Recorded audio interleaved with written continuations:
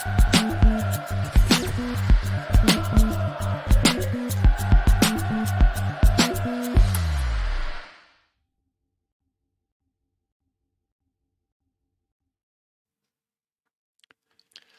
everybody and welcome to this week's Royal Blue podcast. I am Matt Jones and joining me today to talk about all things toffees are Gav Buckland. Gav, how are you doing? Fine, Matt. Fine, thank you very much. And Chris Beesley. Chris, how are you? Oh, I'm okay, Matt, thank you. We have got a 2-0 defeat to speak about at the Etihad Stadium. Just what you want on a Monday morning to cheer you up, isn't it? We'll also be looking ahead to what could potentially be a very big week for the Blues when it comes to all things FFP, PNS, the whole alphabet, and the appeals going on there. If you're watching this live, do leave us a comment if you've got any questions for the lads about the game of the weekend or what's coming this week. Do drop them in and we'll try our best to get them answered throughout the course of the show. But we'll start with the actual football on the pitch on Saturday to begin with. Chris, you were there at the Etihad Stadium. Did you believe at any point that Everton were going to get something out of the game, or did you always feel as though City, looking down that bench, the options they had, was always going to swing it their way? Yeah, it was always that nagging doubt, but to be fair, they did play well. They did the right thing. I mean, I've seen a few comments, mostly from Manchester City fans, moaning, whinging about Everton played. Well, what do they expect? You want to go a cavalier approach, go to City. You can't go and take the game to them and expect to beat them at their own game. That'd be totally naive. But Everton's game plan was sound. I mean, there's always that sort of fear that eventually they will get that chance. And obviously, Haaland only needed one. He ended up getting 2 chances. He took them both. But yeah, I thought they defended well. Obviously, they didn't have many opportunities themselves, but there was also a chance maybe to get a set piece, something like that.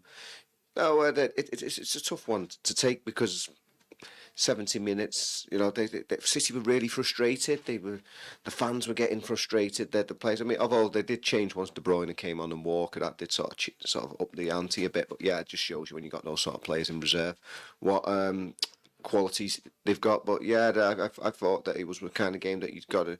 It's a cliche, but take the positives from that. If Everton can sort of maintain those kind of levels for the rest of the season, they'll have a much better chance of surviving.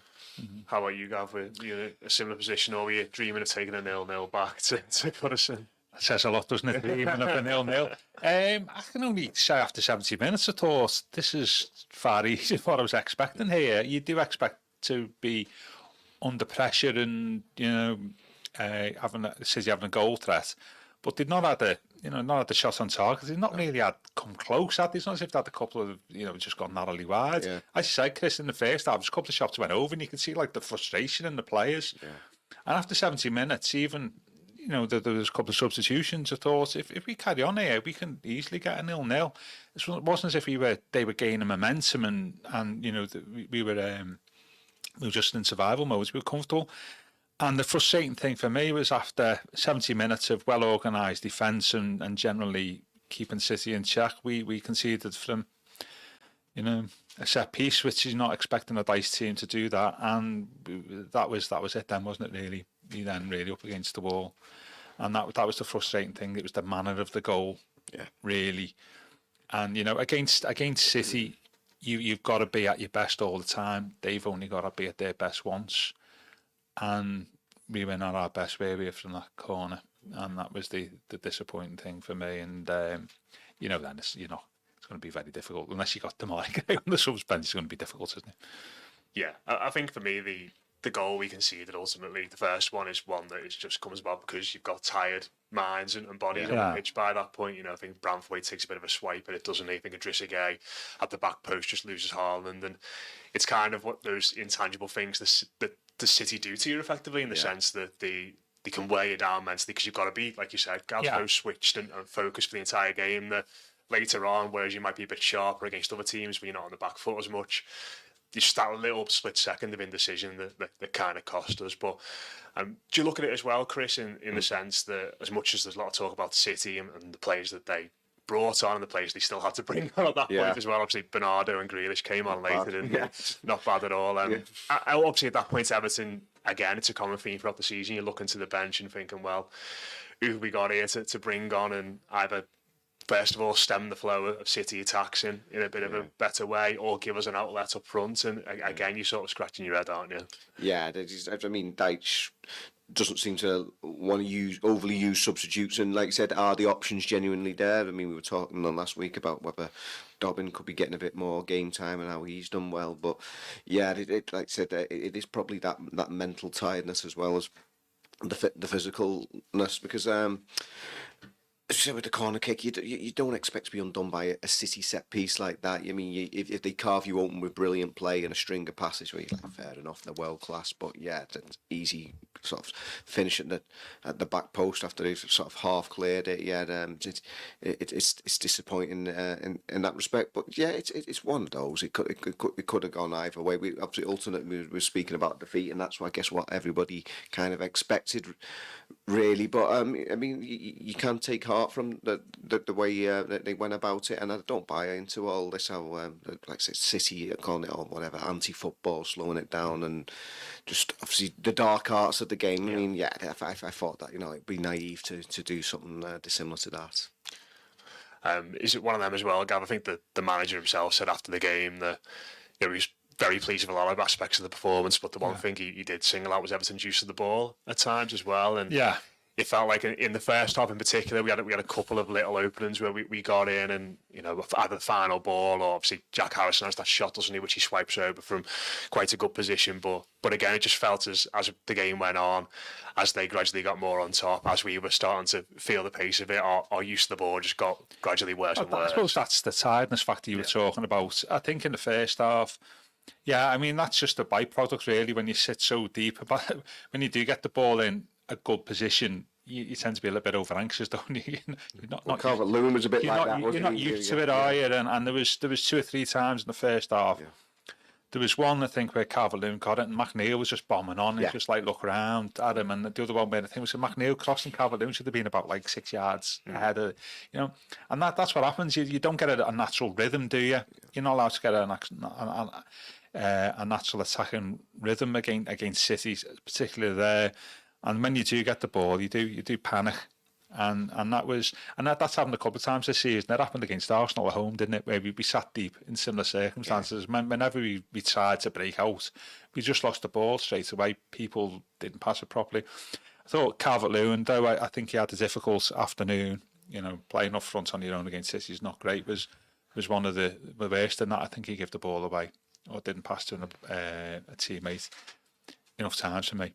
And I thought his use of the ball wasn't great, but he wasn't the only one, to be honest with you.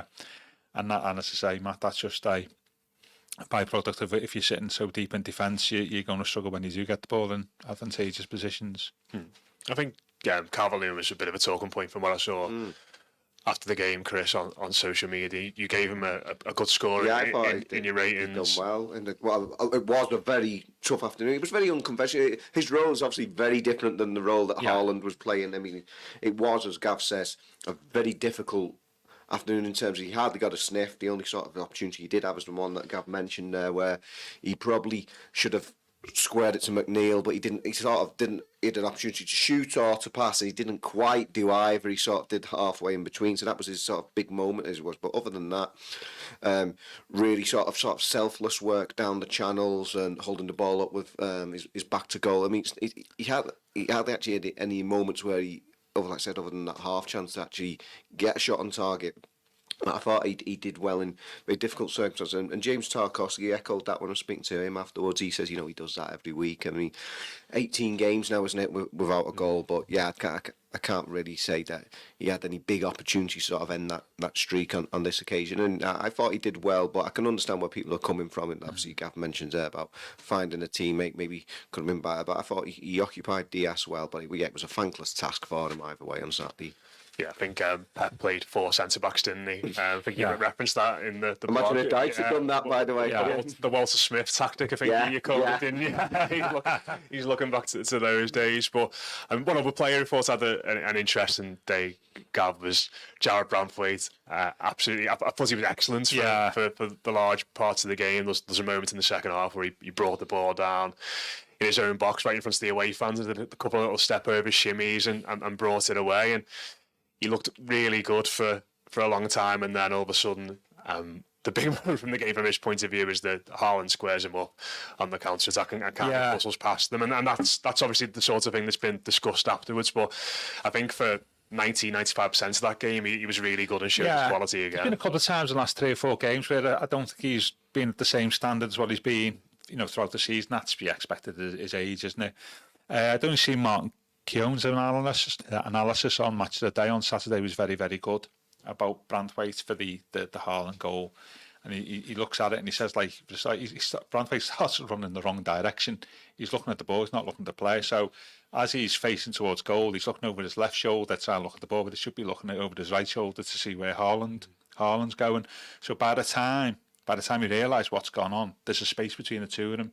If it had followed Haaland as soon as the ball was released from it was the left back area, wasn't it, on City side, Haaland wouldn't have been able to get a run on. We could have just been able to ease him away. By the time he did react and got close to Haaland, it was too late. Haaland's got momentum. And that was just inexperience. I thought the people at fault in the goal was we had 3 players all had an opportunity to get hold of the ball, didn't we, really? Harrison, Coleman, and I think it was Garner gave us the third one who just miscontrolled it. And I thought that Branthwaite should have done more. I thought those 3 should have done more collectively because we had 3 players, in an attacking position.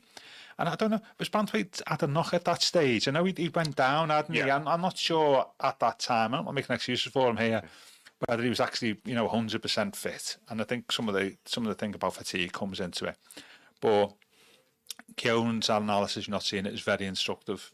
About Branthwaite, what he should have done, and you can see if he had done it properly, perhaps he would have been able to stop it. It's interesting what Gav says. Sorry to just butt in there because we've got Michael Ball's column coming up later, and he actually goes the other way. I wouldn't say it's an impassioned defence of Branthwaite, but he thought Keown was harsh. But after I heard Michael Ball's words on that one, but he does more so point the finger at those other players that Gav mentions, the likes of Harrison and Coleman and Gay at the start of the move. But it's interesting to see what Michael Ball says, because he's not backwards and coming forwards when he thinks that an Everton player has let him down. But he thinks that, without giving too much away, he thinks that Haaland does that against the best defenders in the world. So he thinks it's a bit harsh what Keown says, but if you wait and see that one later. Can I be also a little bit harsh? And this for the second consecutive week probably.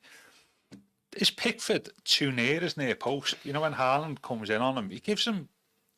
I'm looking at it again. Gives him an enormous gap to aim in the corner. Because I thought Pickford was a little bit of fault for Richarlison the second goal last week, but that's the second. I know nothing about goalkeeping because I felt he wasn't towards the middle of his goal. He was still as near post when Richarlison scored. And I was watching it again. I was just thinking, should Jordan been sort of about a yard to his right? But I'm probably being harsh there because it does hit him, doesn't it? I just thought maybe he should have been a yard to his right. He hadn't give Haaland too much of a target. But the damage had been done by then, hadn't it, by his teammates, to be fair. The thing I'd say about Haaland is that I feel like he does that to a lot of keepers. I feel like he's really good at making that angle. Yeah. Because in real time, I thought exactly the same about Pickford, that maybe he's got his position wrong there. But then I was thinking back to a lot of his goals he scored and thinking back to his very first game at West Ham. Yeah, he did the exact same, didn't he? He seems to manoeuvre his body in a way where he just manages to create a bit of an angle. And it's Pickford at that point in the game. It's last minute, isn't it? He's just got to rush out. I don't know if he's just sort of gambled a little bit, but it just feels like Haaland is quite good at just finding that angle. Thierry Henry was the same, wasn't he? You knew what Thierry Henry was going to do all the time. And he came in from the left and it's in the far corner, wouldn't he? And I'm probably being a bit harsh, but that was just my reaction at the time. But it was again. We can see the 2 goals to Haaland, and you could say they were both unstoppable, weren't they? He's not a bad player though, as he went over his first one. He hits that on his weaker foot. Get that power. That's his bad foot. Like on the Branthwaite thing as well. Like it feels to me like the mistake is not like Haaland doesn't dribble past him and skin him. Doesn't necessarily. I think Branthwaite just thinks I could just nudge him here. And I don't think he's played against Haaland before, and he's gone to nudge him, hasn't he? And then Haaland's just stronger and bigger and faster, I think, than anybody else he's played against in the Premier League. And listen, maybe that's something that we've not really talked about when it comes to Branthwaite. He's just come into the team, been excellent, and we just assumed he's just going to play all the time and play to a high level. But like any player, he's going to suffer fatigue. It's his first full season in the Premier League. Perhaps it's just one of them where he's just felt the wear and tear a little bit of it there. And also as well, if you're going to make a mistake, make it when you're 1-0 down. Don't make it like against us, all the like big games coming up. Save your mistake for the City game when you get them beat 1-0, but make sure you're on it for the other big games coming up. Yeah, and we have had a question in from Lucas on YouTube. Like I said, if you're enjoying the video, got any questions for the lads, do give us a shout on there. He said it's time for a change up front. Calvert-Lewin needs a rest. Beto or Dobbin to be given a chance. A great finish from Beto at the weekend. He was 5-6 yards offside. He took it well. He had the two, didn't he? He had the 2 1-on-1s. He was flagged offside late, and I said, no, listen. Pet hate of mine. I was talking to Keith Hackett, the former referees chief, a few weeks back, and he was saying he's amazed more players haven't been injured because of all these late flags. I mean, I don't like it. So yeah, obviously both occasions the flag went up late, but the first one, he fluffed that, but the second one, it was a decent finish. But yeah, it's an interesting one with Beto. I don't know. I'd still think that Calvert-Lewin is the more sort of proven, accomplished player at this level, and it's hard. Obviously, the run goes on. It's like, do you take Calvert-Lewin out because the run's gone so long now, or do you keep him in and hope that he ends out and the better times ahead? I think that the manager will stick with Calvert-Lewin, but I mean, obviously, the question will keep getting asked. Every game that goes by without a goal. Obviously, he's been dreadfully not disappointed. We will be disappointed, but unlucky with obviously the one getting taken off him against Tottenham at home, and obviously there was one away as well, which was disallowed. So it's maybe a bit of a sort of false position, but it is what it is. And the question will obviously will continue to be asked as long as Calvert-Lewin isn't scoring. What would you do, Gavin, in that situation? I think he's given sort of votes of confidence to Calvert-Lewin in press conferences, hasn't he? Really, and I think if he was to drop him. That was sort of go counter to what he said previously. We're just waiting for him to get on the score sheet again. It's not as if he's had the plethora of chances to convert, has he really? It's been in short supply, especially since Decore. While Decore's being absent, you can really tell the difference, can't you, up front. And he's the only person people have got a mark, hasn't he, but no Decore. And so consequently, he's even more isolated. I think if Decore's back, I think you'll see possibly a different Calvert-Lewin. It may just be worthwhile just keep and hold him. I mean, Beto, you wouldn't say, with all due respect, he's not an upgrade, is he? No. He just gives you something different. The fact that we're not talking about Timiti either indicates, and there's a wider discussion there about whether having 3 strikers of the same profile was actually a wise move during the summer. And I do like that. It wouldn't give Dobbin a start, but I do, it's more of a wide player. Yeah. But in terms of like our attacking options and stuff, he's there. But I keep Calvert-Lewin for the moment and just see how it goes, because I think I'm not sure whether Beto was an upgrade. I mean, Beto he's been poor, hasn't he, to be honest with you, the last month. He's looked raw, hasn't he? Yeah. I mean, when he first came in, he had almost like that chaos factor, and with a new signing, people don't kind of know how to play him and stuff like that. But as the season's gone on, rather than thinking, I mean, he scored a couple of goals, didn't he, before turning the year. And you think maybe this is a time when he'll step things up. But as Gav says, it's fair enough to say that he wouldn't be an upgrade at this stage on Calvert-Lewin. Yeah, I agree. He's trapped in that sort of vicious circle, isn't he? The players get in sometimes where the manager clearly doesn't think you're good enough to replace the person ahead of you in the pecking order, regardless of them not playing that well. Yeah. So you're only getting 10, 15, 20 minutes here and there, which is hard to impact the game anyway.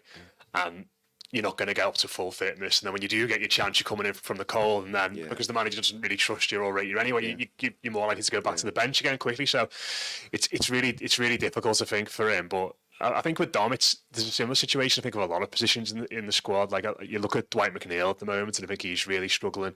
I think he looks very fatigued. And in normal circumstances, if we had a decent squad, you'd say, well, come out for a few games. But I don't think the manager certainly doesn't trust Danjuma. Maybe doesn't think Dobbin's quite got the experience yet. Yeah. So what do you do in that situation? I think James Garner maybe looks a little bit fatigued at the moment as well. I don't think he's hitting the levels he was hitting earlier in the season. But again, who would you bring in? Maybe Anana back now. That's a little bit of a different situation. But I think you've got these positions all over the squads where you're starting to see the wear and tear of a season that's been tough, mentally, physically. Small squad, not making many changes, but it's whether the manager wants to dip into the reserves of players who he doesn't necessarily trust or not. So it's going to be interesting to see how he juggles that over the course of the next few weeks. Just out of interest, though, you mentioned Dobbin. I know there's been several conversations on recent pods. You said there, Matt, that he hasn't got the experience, but he only gets the experience if he plays. Well, that's the thing. It's like, circle, it's chicken and egg, isn't it? And I think he just needs more game time, Dobbin. I think he's been vastly underused since he scored against Chelsea. And he even came on against Spurs, a couple of nice touches.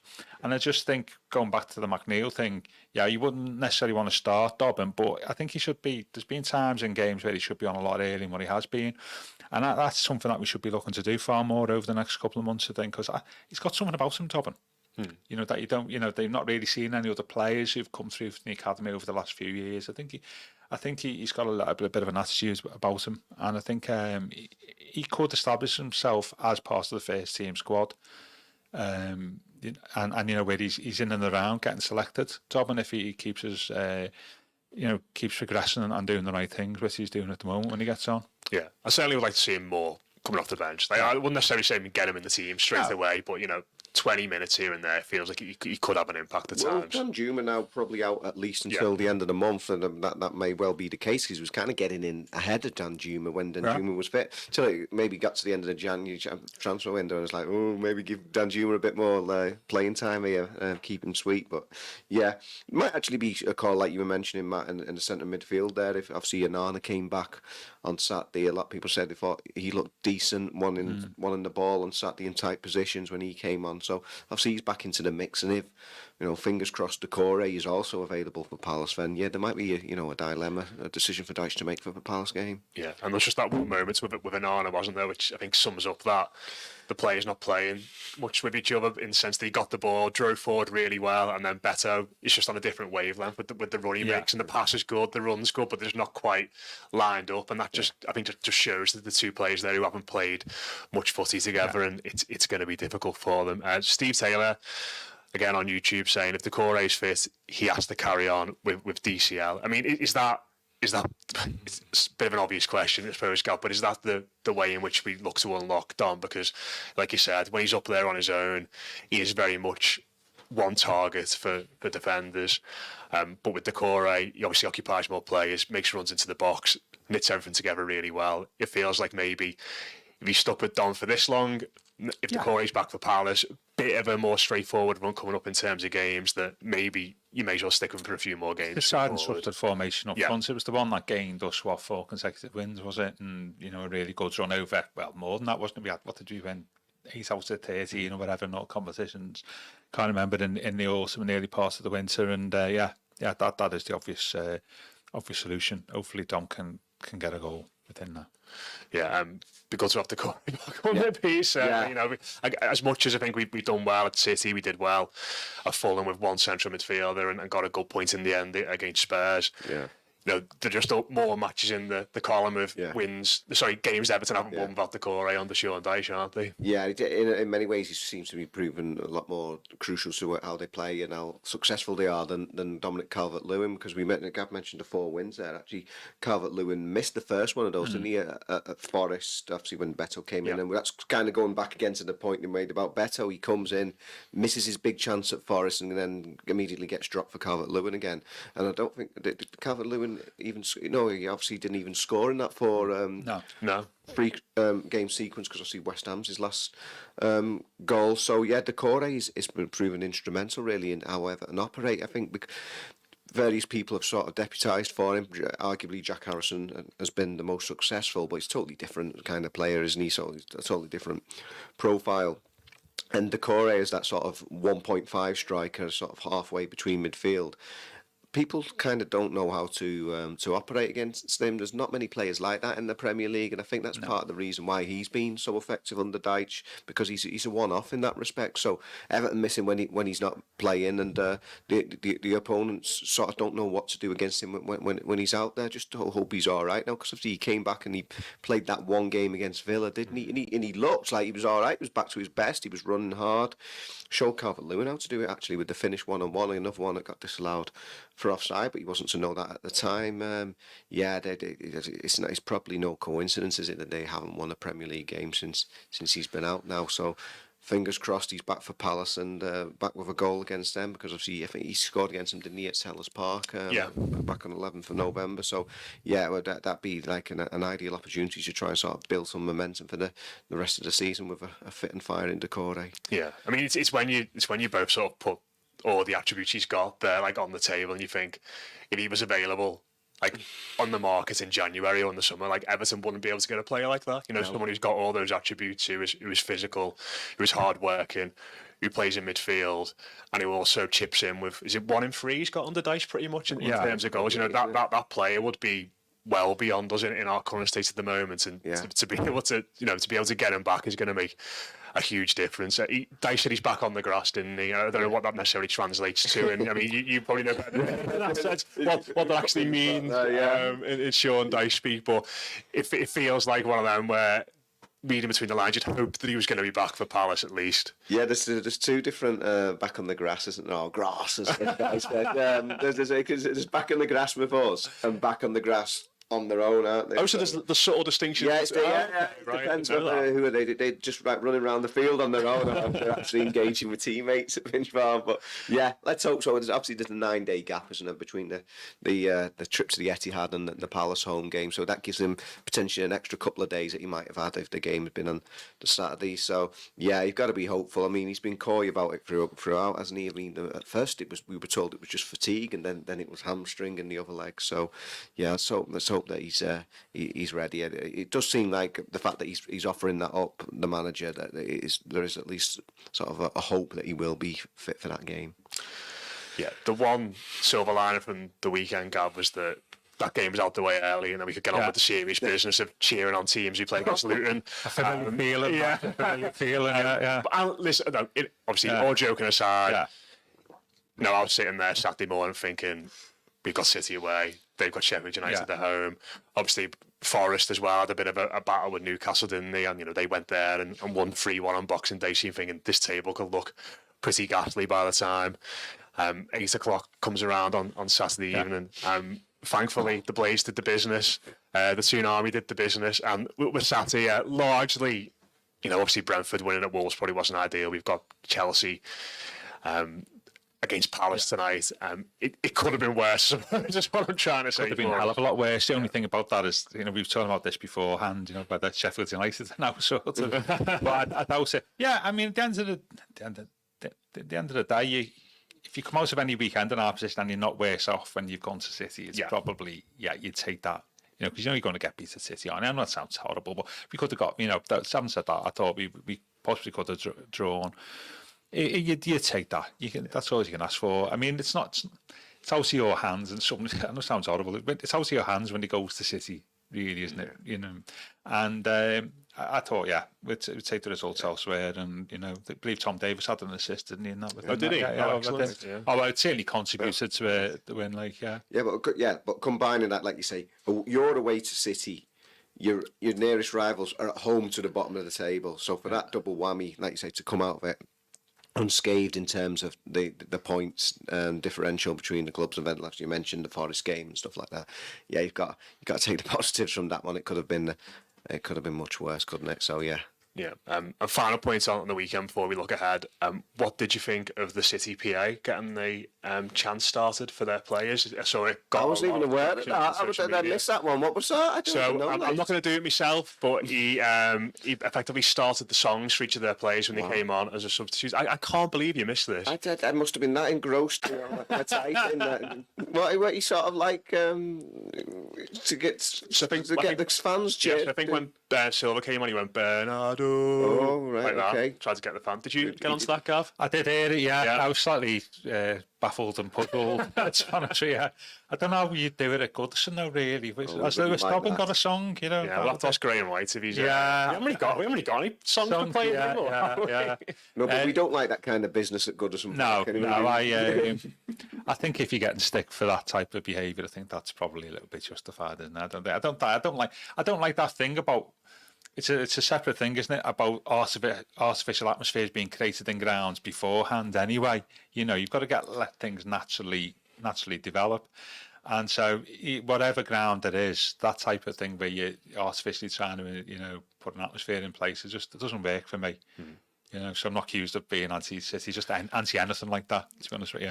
There you go. Everton, the moral victors of the weekend. Absolutely, yeah. We didn't have anyone doing that. Yeah. We will move on anyway, because it could be a potentially massive week for the football club, in the sense that we are hoping, I think everyone's hoping, that we're going to get a result from the appeal process this week. Who knows when it's going to drop?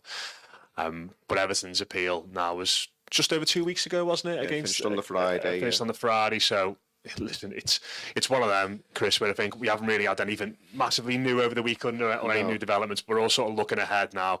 It feels like the end of the season is sort of in sight. We're gearing up for the home straight, and I just want to know how many points Everton have got. I don't think people have said that. Stuart Pearce asked me that. Psycho asked me that question. I was like, wow, how do I answer that? Yeah, I mean, it's strange. Like I said, people are trying to latch onto anything they can. I mean, the sight of Everton's barrister appeared at Goodison Park for the Tottenham game. People say, well, is that a good sign? He's not gone into hiding. He's showing his face. So the so-called Super Silk was there, wasn't he? We'll see how super he was when this result comes in. But yeah, without going into the ins and outs, I think, Keith Winers, the former chief executive of Everton, he thinks he can get the whole lot back, because the whole system seems to be flawed, but that really would be a result. Wait and see on that one. But without going into the details of it, I think the general consensus, a lot of people are obviously very passionate about this on both sides, for Everton and against Everton. It doesn't sit right to me, and I think to a lot of people, that Everton get a greater punishment than Portsmouth got for going into administration. The fact that it's, as it stands, the biggest sporting sanction in 135 years of English top-flight football. So if you're going off that, just sort of school of thought, that's 2 points off to go less than Portsmouth. So is anything more than that a bonus? I don't know. How are you feeling about it all, Gav? It's one of them, isn't it? I think if it comes out and we've got no points back, or we've got all our points back, I think, personally, I'll breathe a sigh of relief that this bit is just done and over. We can move on. But then you've got this next one looming in the background as well. That's the important thing to remember here, isn't it? Whatever judgment comes out on the appeal not only impacts the first commission's decision, it impacts the second. Very much so. Yeah, that's the thing here. So if we get a favourable version of events from the appeal panel, well, that's helpful not only for this 10-point deduction, but what happens thereafter. Yeah. We spoke about this before, and then you just get the impression, though, that if we were to lose a few points off the 10 this time, they will get another couple added on the second one, and if it stays at 10, we might not get anything in the second one. We might ultimately just end up with just getting 10-point deduction across both commissions. That could be politically the best way of doing it. I mean, I'd rather just know now. Whatever, I've got both of them, to be fair. Just what is the judge? Can't wait until April, May time. No. Regarding the appeal itself, my view is I'm not holding a lot of hope out, but we'll have to wait and see. There may be some legal stuff in there that's not being adhered to, but it's not a court, is it? They're just following the Premier League rules, and I think there will be. I mean, people are saying, that they mirrored the Premier League, their sanctions policy, but I don't read it that way. I think there's possibly 8 points for going over and 2 points for the fact that they said we misled the Premier League over the interest on the stadium. Where we said the loan was for the stadium, and then we said no, sorry, it wasn't. I think that's in the judgment as well, the 10 points, and that was the thing with me. It might have been a good explaining that. That 10 points is because of this, but we've also included it was just whatever number of points for what they said was we give misleading information, and that might have been helpful. The fact there's just across the board 10 points hasn't helped. And I also think, and I said this the first time we discussed this on here, is I'm trying to think of the logic of, they said we're not going to fine Everton because Machiri's a rich man. That was one of the things he said. But actually, if you lose 10 points, that can be 5 places in the Premier League, which is £3 million a place now, isn't it? Something like that. Costs you 12, 15 million pounds. So a lot more if you get relegated. Yeah. But even if you yeah. stay in the Premier League, it's effectively a fine, isn't it? You know, you're taking 15 million quid off you, and I didn't really understand that logic. That didn't really explain that. And that for me was, if I was doing the appeal, that would be one of the first questions I'd be asking. You do realise there's a fine involved in this? Then we say, yeah, and that's what your sanction is. That's fine, but it wasn't brought out in the original Commission's report, and that would have been helpful. And so those are the type of things that should be discussion. I'm not sure about all the mitigations we put forward. A lot of them, I think, cause us more damage than good. When he said some of them are novel, that you're in very dangerous territory. So we'll see. Not hopeful, but anything will be helpful. And I do like to think that whatever, the second commission may redress some of the inequalities of the first commission.